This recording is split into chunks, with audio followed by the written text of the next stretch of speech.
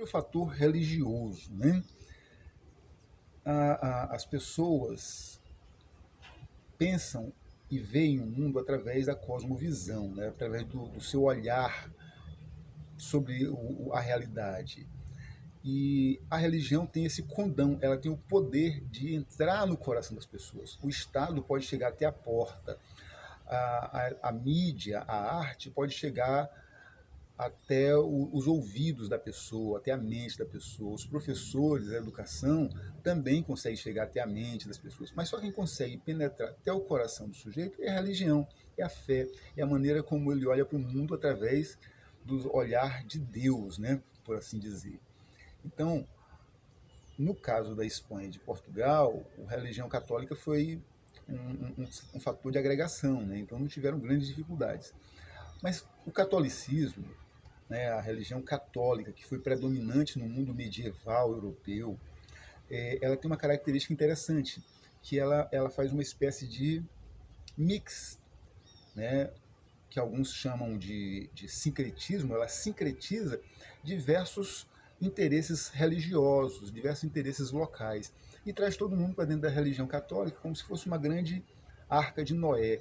Não no sentido de chamar os católicos de bichos, né? Mas uma arca de Noé porque tem uma amálgama de muitas religiões com matizes diferentes, e a fé católica acaba sendo o elemento de ligação entre esses elementos, né?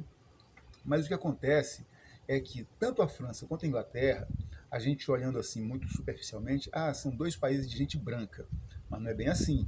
França e Inglaterra são nações multiétnicas. Dentro da Inglaterra existem várias etnias, normandos, germanos, né, saxões, celtas, bretões, que são a maioria, por sinal, por isso chama Grã-Bretanha.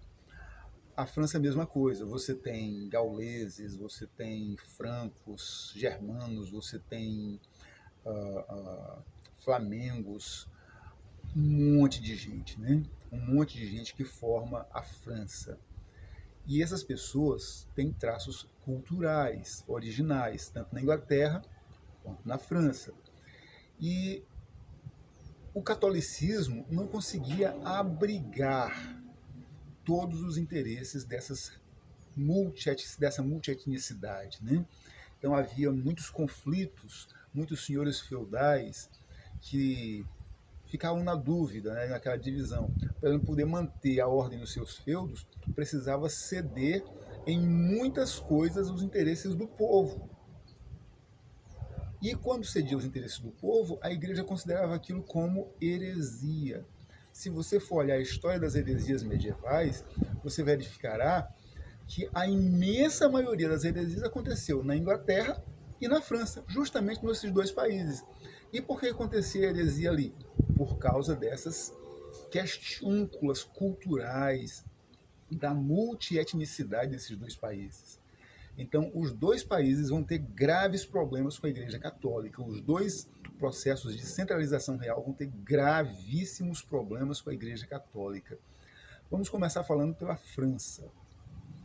Na França, os problemas, a tensão era tão grande, especialmente logo depois da peste negra, que foi uma pandemia horrível, matou um terço da população do continente europeu, afetou todo mundo, todo o sistema produtivo ficou paralisado, todo o sistema produtivo foi afetado. Não houve ninguém que não tivesse perdas com isso, né? Tanto perdas financeiras, perdas humanas, perdas materiais, morais, intelectuais, de todas as naturezas, afetivas. Então a França mergulhou num processo assim de heresias, né? E aí, como é que o rei francês resolve fazer? Ao invés de disciplinar o seu povo para que aceitasse o catolicismo tal e qual o catolicismo é, ele sequestra o Papa. Ele impõe a eleição de Clemente como Papa e obriga o Papa a mudar de Roma para Avignon, uma cidade ali no centro-oeste da França.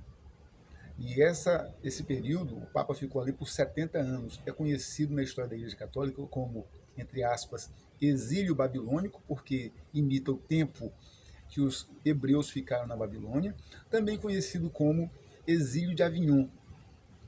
E aí o que Roma fez? Roma não reconheceu mais o papado de Clemente e elegeu outro papa. Então você teve dois papas. Isso passa também a ser, por causa disso, conhecido como cisma do Ocidente. Então a Igreja Católica acabou sendo dividida. E até hoje existem resquícios disso, porque a Igreja Francesa é uma igreja completamente insubmissa, uma igreja refratária, uma igreja cheia de problemas com a Igreja de Roma. E tanto assim que o catolicismo na França é um dos países onde o catolicismo é mais frágil, é na França. E as heresias continuaram acontecendo.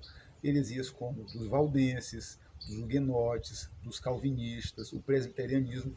Foi um monte de heresias que acabou fracionando a igreja cristã dentro do território francês. Na Inglaterra, o outro lado do Canal da Mancha, nós vamos ter um processo parecido. Só que lá o que vai acontecer é que a dinastia Tudor estatizou a igreja, criando a igreja anglicana, que é uma igreja nacional sob tutela do rei.